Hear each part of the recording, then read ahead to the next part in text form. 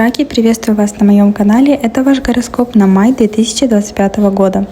Обязательно не забывайте смотреть гороскопы не только по вашему Солнцу, по вашему знаку зодиака, который вы знаете, а еще и по асценденту и Луне, так как именно по асценденту 70-80% событий из жизни проигрываются, особенно что-то важное.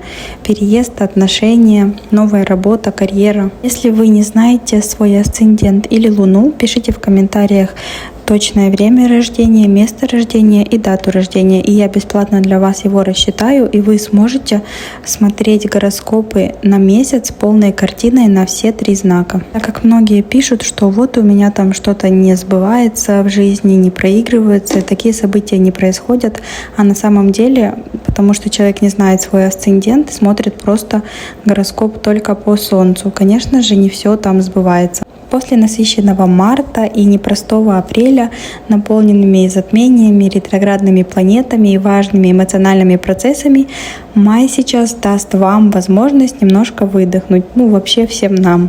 Энергия станет более мягче, а внутренний фокус более глубже. Это месяц, когда многое будет происходить внутри вас, и именно из этой глубины будет закладываться что-то новое и важное на июнь. Май для вас — это месяц внутреннего очищения, отпускания и подготовки к чему-то новому. В мае наконец-то появится возможность остановиться, замедлиться и услышать себя. Большая часть мая пройдет под влиянием 12-го дома для вас. Это дом тишины, завершений, интуиции, тайн, переосмысления и изоляции.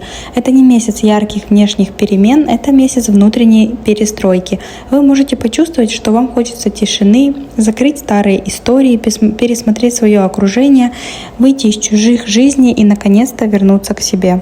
Могут обостриться сны, интуиция, появиться желание наедине побыть с собой или уехать куда-то, где спокойно. Со стороны может показаться, что в мае вы как будто притихли и немного отстранились от привычной суеты. Можно сказать, что май для вас становится временем передышки и внутреннего переосмысления перед грядущими изменениями. Давайте пойдем по датам и рассмотрим, каким для вас будет май 2025 года. 4 мая Плутон, планета глубинных трансформаций, власти, обнуления личной силы, разворачивается в ретроградное движение в знаке Водолея.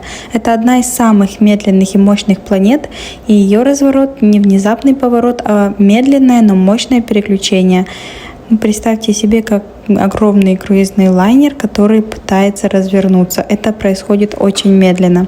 Плутон никогда не работает на поверхности, он словно внутренний вулкан, подтачивает изнутри, вычищает и разрушает то, что уже не нужно. Сейчас Плутон разворачивается в вашем 8-м доме.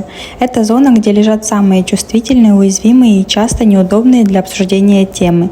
Это деньги других людей, деньги партнера, кредиты, долги, налоги, финансовая зависимость, в том числе от партнера или от родителей. Это интимная близость, уровень доверия в отношениях, тема контроля и эмоциональной уязвимости. Также это еще кризисы, потери, родовые программы и то, что нас пугает, но от чего мы не можем отвернуться. Плутон будет ретроградным до октября, и начнется с мая по октябрь глубокая внутренняя трансформация. Не обязательно внешняя, вы можете продолжать жить так, как жили обычно, но внутри вас все равно будет идти какой-то скрытый процесс очищения и освобождения от тех зависимостей или страхов, которые вас истощают. В этот период ретроградного Плутона может обостриться тема денег партнера. Кто-то начнет пересматривать общий бюджет, почувствует, что несет на себе всю финансовую нагрузку или наоборот устанет зависеть от чего-то дохода. Могут всплыть старые долги, налоги, страховки, кредитки. В отношениях, особенно с близким человеком, могут возникнуть моменты, когда вскроются глубинные обиды, контроль, недоверие или скрытая ревность. Или, может быть, наоборот, появится желание наконец-то открыться по-настоящему. Также, возможно, вы вдруг почувствуете, что устали тянуть все сами и не хотите больше жить за чужой счет. Это отличное время, чтобы переосмыслить, на кого вы опираетесь и в жизни, и в финансах, и в эмоциях. Нужно задать себе честный вопрос. Я беру слишком много ответственности или наоборот сижу на чьих-то ресурсах? Я управляю своей жизнью или мной управляют? Я готов на настоящую близость или держу все под контролем из страха? Нужно начать чистить долги, пересматривать финансовые зависимости или просто признаться себе, где вам тяжело и одиноко, даже если рядом кто-то есть. важно понять, что Плутон не наказывает, он просто очищает от всего ненужного. Он показывает, где вы держитесь за старое, за какой-то страх, контроль или за то, что вам удобно. До октября вы будете проходить через глубинную внутреннюю работу, которая может привести вас к очень важным решениям. Кто и на каких условиях имеет доступ к вашей энергии, кому и зачем вы позволяете влиять на вас, и готовы ли вы освободиться от всего, что больше не ваше, даже если вы к этому привыкли. Этот период не будет быстрым, но результат будет очень мощным. Вы станете более свободнее, честнее и гораздо сильнее внутри. 6 мая происходит гармоничный аспект между Венерой и Плутоном. Этот день может пройти тихо, но оставить очень глубокое послевкусие. Венера — это планета любви, комфорта, отношений, красоты, денег. Делает мягкий аспект к Плутону, который сейчас разворачивается в вашем 8 доме. Это как будто нежная волна касается очень чувствительных. 6 мая формируется гармоничный аспект между Венерой и Плутоном. Венера сейчас находится в вашем 9 доме. Это сфера, связанная с обучением, поездками, мировоззрением, документами, иммиграцией. А Плутон в 8 доме, где он только что стал ретроградный. Это дом чужих денег, кредитов, налогов, интимных отношений, зависимостей и сильных внутренних переживаний. Этот аспект может проиграться за 2 дня до, либо после 6 мая. Может принести вам разговоры или новости, связанные с оформлением документов, виз, учебных программ или поездок. Также возврат к теме денег не из вашего кармана, а какие-то чужие доходы или финансы. Финансы мужа, родителей, алименты, пособия, гранты, налоги, долги — это все 8 дом. Может быть ощущение, что пора разобраться, откуда приходит поддержка и что за нее приходится отдавать взамен в отношениях, в сотрудничестве или в партнерстве. Кто-то из вас может обсуждать с партнером финансы, бюджет и распределение обязанностей. А кто-то может пересматривать условия по кредитам, налогам, оплате за обучение. Этот аспект помогает спокойно и без ссор обсудить сложные темы. Темы финансов, обязательств, зависимостей, поддержки и долгов. Это хорошее время, чтобы принять решение, особенно если что-то уже давно раздражает или висит в воздухе, без эмоций, без всплесков, а просто по факту. Если вы готовитесь к поездке, оформлению визы или документов, то сейчас может стать вопрос, кто оплачивает это, на чье имя, откуда деньги, какие справки. Кто-то из вас может вспомнить про налоги, штрафы, кредиты или алименты и начнет заниматься оформлением, возможно, потому что уже время поджимает. Кто-то из раков может почувствовать, что в отношениях все завязано на расчете или выгодности, и появится желание это пересмотреть. Может прийти осознание, что вы не хотите, чтобы все держалось только на деньгах или интиме, и вам нужно будет больше доверия, поддержка, разговоры. Это хороший период, чтобы навести порядок в голове, в счетах, в отношениях и в своих намерениях. Если кто-то предлагает вам помощь, не бойтесь ее принять. Если кто-то вас использует, не бойтесь поставить границу. 10 мая Меркурий входит в знак Тельца и активирует ваш 11 дом. Зону друзей, команд, окружения, социальных сетей, коллективных проектов и будущих целей. Это время, когда вы начнете больше думать о своем окружении. С кем вы сейчас в контакте, кто вам интересен, а кто наоборот тянет вас вниз. Могут активироваться старые друзья, коллеги, единомышленники. Общение станет более спокойным, но при этом продуктивным. Вы можете начать переписку с кем-то из прошлого круга, вернуться в какую-то группу, начать работать над совместным проектом. Так как 11 дом — это еще дом социальных сетей, то это хороший период, чтобы обновить или продвигать свой профиль в соцсетях, писать тексты, объяснять свои идеи и искать поддержку или новых подписчиков. Вступать в клубы, чаты, группы, онлайн-обучение, где есть живое общение, также отличный период. Возможно, вы пересмотрите свои цели на ближайшее будущее, потому что 11 дом — это дом наших целей и мечт. Если у вас есть планы на совместную работу, запуск проекта, мероприятия, то Меркурий в 11 доме отлично помогает организовывать, согласовывать и находить нужных людей. Там он пробудет в 11 доме до 26 мая. Также это время, когда через общение с другими может прийти хорошая идея, как заработать, куда двигаться и что стоит развивать дальше. Прислушивайтесь к тому, кто вас вдохновляет. 12 мая происходит полнолуние в знаке Скорпион.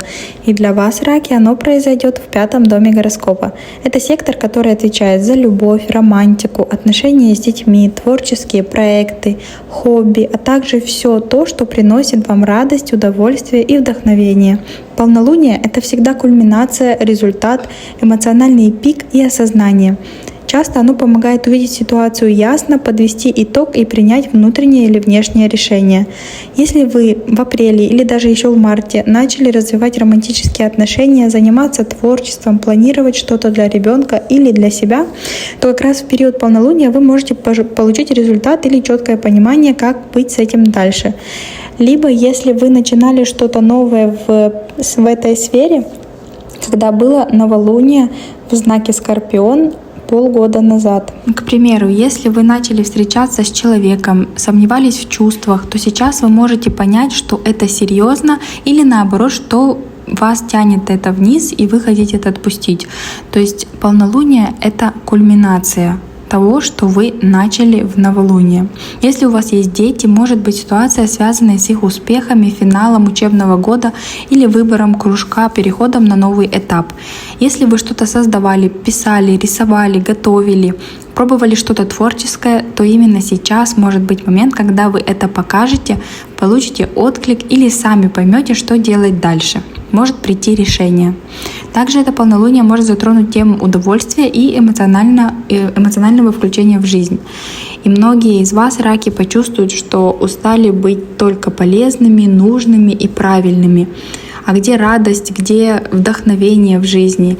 Вам может прийти осознание, что вы просто перестали получать удовольствие от того, что раньше любили, будь то работа, хобби или даже отношения. И это не значит, что вы все бросите и все.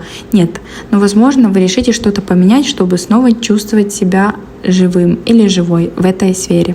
Вспомните, что вы начинали в новолуние в Скорпионе. Возможно, вы начинали новые отношения, влюблялись, то сейчас может быть уже все, кульминация, вы поймете, куда вам двигаться дальше в этих отношениях.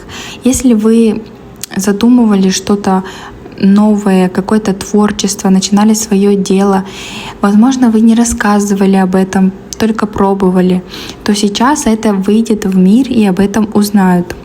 Вы могли завести какое-то хобби или дело для души, которое может вам принести сейчас первые результаты. Также у кого есть дети, это может быть связано с детьми, какое-то начинание у них. Может, кто-то из вас задумывался полгода назад о прибавлении в семье, и сейчас эта тема опять выйдет на первый план, либо вы уже приняли решение, либо можете сейчас решиться на ребенка. Может, кто-то из раков сейчас узнает, что его ждет пополнение в семье. 17 мая произойдет соединение Солнца с Ураном в знаке Тельца. И для вас, раки, это событие активирует ваш 11-й дом гороскопа. 11-й дом связан с окружением, друзьями, коллективной работой, новыми проектами, соцсетями и вашими желаниями и целями на будущее. И Уран в этом доме может принести внезапные перемены, неожиданные предложения или повороты в том, что вы строите или планируете. Соединение Солнца с Ураном — это всегда неожиданность, скачок и перегрузка, потому что Уран — это планета неожиданностей. Что-то может резко поменяться, вы по-другому пересмотрите свои планы, поймете, что не хотите быть больше в каком-то коллективе или наоборот внезапно решите присоединиться к чему-то новому. Ваша энергия на этой неделе может быть направлена на переоценку, куда я иду, с кем я и кто вообще со мной на одной волне. Кто-то из вас выйдет из общения с людьми, которые перестали быть близкими по духу. Может быть, вы давно чувствуете, что общение тянет вниз, и сейчас решитесь отписаться, выйти из чата или отказаться от участия. 11-й дом — это дом друзей, и, возможно, что-то неожиданное вы узнаете о своих друзьях.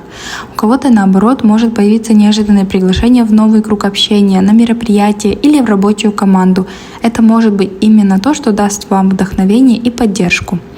У некоторых раков может внезапно измениться цель. Вы шли к одному, и вдруг вы переключаетесь просто, что все, больше не хотите этого, и появляется новая идея или новая мечта. Может быть неожиданный контакт в соцсетях, потому что 11-й дом — это дом интернета, соцсетей. Вам может прийти важное сообщение, которое что-то сдвинет. Например, вам напишет какой-то человек из прошлого и предложит сотрудничество или подкинет вам какую-то идею, от которой у вас загорятся глаза. У кого-то из раков может случиться резкая перестройка в команде или коллективе. К примеру, вы можете работать с определенными людьми долгое время, но тут внезапно кто-то увольняется, уходит из коллектива или там что-то разваливается старое и переформатируется. Это может быть стрессово, но в итоге освободит место для чего-то нового. По Урану у вас, конечно, могут меняться планы, так как Уран — это не про сценарий, это про неожиданность. Все может произойти внезапно и не по плану. И чем больше вы будете пытаться все контролировать, тем сложнее вам будет принять то, что происходит. А если позволите себе гибкость и адаптацию, то можете открыть себя для совершенно нового вектора развития. Возможно, у вас появится новая мечта или может осуществиться мечта, потому что 11-й дом — это дом мечт, а Уран — это про неожиданность. У кого-то может осуществиться мечта, а у кого-то появится неожиданное новое, о которой вы раньше даже не думали. 20 мая Солнце переходит в знак Близнецы и на ближайшие несколько недель будет находиться в вашем 12-м доме гороскопа. Это период, когда энергия начинает уходить внутрь. Уже не хочется суеты, активной внешней жизни и общения с толпой. Наоборот, захочется тишины, паузы и отключения от всего внешнего. Вы можете это не осознавать сразу, но с этого момента начнет формироваться внутреннее состояние «я устал, мне нужно пространство и я не хочу никого видеть». Может быть, у кого-то из раков в этот период как раз будет отпуск, потому что 12-й дом — это дом изоляции. Изоляции — это еще и больницы, ретриты, отели, острова. Может, у кого-то кто-то решит взять больничный небольшой перерыв, уехать в другое место и просто побыть наедине. Так как 12-й дом — это что-то скрытное, то может у кого-то работа за кулисами в фоновом режиме, какая-то подготовка к запуску проекта, написание, монтаж, сценарий, сбор документов, все то, что пока не на виду и скрыто. Может, у вас сейчас какие-то переговоры, о которых пока нельзя рассказывать и афишировать. У кого-то внутренняя подготовка к чему-то, какому-то запуску, какие-то скрытые сделки, так как это тоже по 12-му дому. Для многих это может проиграться как переезд, эмиграция и удаление от привычного круга. Возможно, временное, но нужное, чтобы побыть с собой. У кого-то может проиграться как избавление от токсичных связей, расставание без шума, вычеркивание ненужного и выход из чатов или диалогов. У кого-то это могут быть скрытые отношения, в которых пока рано признаваться. Какие-то романы, переписки, душевная привязанность к человеку, которого вы можете скрывать. Так как 12-й дом — это дом тайн, то может раскрыться чья-то тайна. Если у вас есть тайны, то будьте осторожны, потому что ваша тайна тоже может быть в этот период, могут они узнать. 24 мая Сатурн входит в знак Овна и активирует ваш 10-й дом гороскопа — Раки. Это важное событие, потому что Сатурн обычно заходит в новый знак на 3 года. Но пока что в знак Овна он зайдет до сентября, покажет вам, что вас ждет в ближайшие 3 года, начиная с 26 года. Потом он вернется обратно в Рыбы, завершит незавершенные свои дела и снова окончательно войдет в знак Овна на ближайшие 3 года в феврале 2026. Он у вас включит зону карьеры, профессии, репутации, социальных ролей, статуса, целей и ответственности. Это начало проверки на зрелость, потому что Сатурн — это планета дисциплины, зрелости. Вы можете почувствовать, что жизнь как будто говорит вам: определитесь, чего вы хотите добиться, и начните выстраивать структуру. У кого-то может появиться новый начальник, и он задаст жесткие рамки, поменяет правила и потребует большего. Кто-то из раков может получить предложение о повышении, но вместе с этим больше ответственности, больше контроля и меньше личного времени. У кого-то может появиться желание выйти на новый уровень, открыть бизнес, заявить о себе и построить карьеру с нуля. Сатурн в 10-м доме может заставить вас взять на себя новую роль и новую обязанность мамы, папы, главы семьи, начальника или официального лица. Давление внешнего мира, будь серьезней, теперь будет ощущаться намного сильнее. Ситуации, в которых вам нужно строить что-то с нуля, не на вдохновении, а на дисциплине. Смена статуса, даже если вы этого не планировали, также может произойти уже начиная с мая месяца. Жизнь ставит вас в новую позицию. кто-то выйдет замуж, женится, у вас теперь будет новый статус. Все, теперь вы не просто девушка, а жена, или не просто парень, а муж. Я обязательно запишу подробное видео про Сатурн в Овне, расскажу, как он проиграется в целом, как он повлияет на наш мир и на каждый знак отдельно.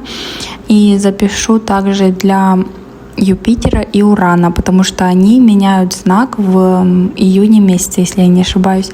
Поэтому подписывайтесь, чтобы не пропустить. С 25 мая начинает активироваться ваш 12-й дом Раки. Сначала туда входит Меркурий, а уже 26 мая произойдет новолуние в этом же доме в знаке Близнецы. Это мощный сигнал, что вам пора замедлиться, отпустить все лишнее, закрыть висящие дела и перезагрузиться изнутри. 12-й дом — это не время внешней активности. Это как будто вы выходите из суеты, чтобы собрать себя заново. Меркурий в 12 доме делает мысли более глубокими, местами даже тревожными, но зато очень честными. Это когда вы наконец можете услышать «я устал» или «устала», это уже не мое, и я просто хочу тишины и покоя. А новолуние 26 мая запускает новый внутренний цикл, когда вы отпускаете старое и в тишине закладываете новые намерения.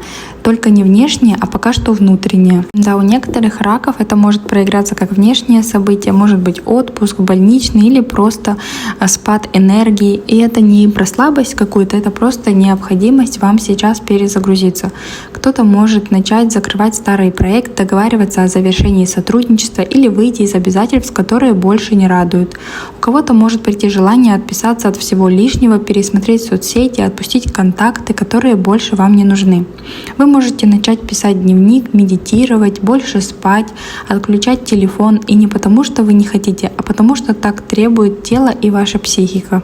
Кто-то в этот период из раков может начать тайные отношения, роман, которые пока нельзя афишировать, потому что 12-й дом — это все, что происходит за кулисами, а не на виду.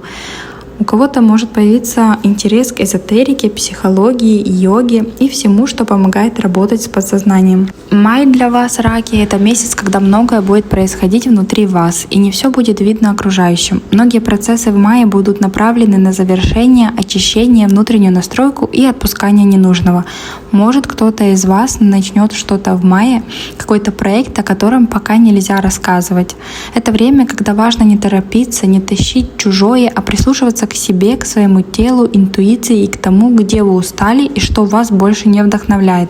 Позвольте себе в мае уединение, отдых, меньше суеты, и тогда вы почувствуете, как внутри вас все становится тише и глубже. Теперь у меня на канале рядом с колокольчиком есть значок «Спасибо» или «Супер спасибо», я не помню, как он называется. Если вам нравится мой канал, если вам нравится то, что я делаю, с их помощью вы можете меня отблагодарить за гороскоп, если у вас есть такое желание. Также там есть значок спонсора. Я еще не разобралась в этом, но если вы хотите стать спонсором, можете нажать туда, и там будет инструкция, что делать дальше. Для спонсоров я буду выпускать видео, и они будут их видеть раньше всех. А еще я буду добавлять рубрики, скорее всего, гороскопы на каждый день, которые будут видеть только спонсоры канала.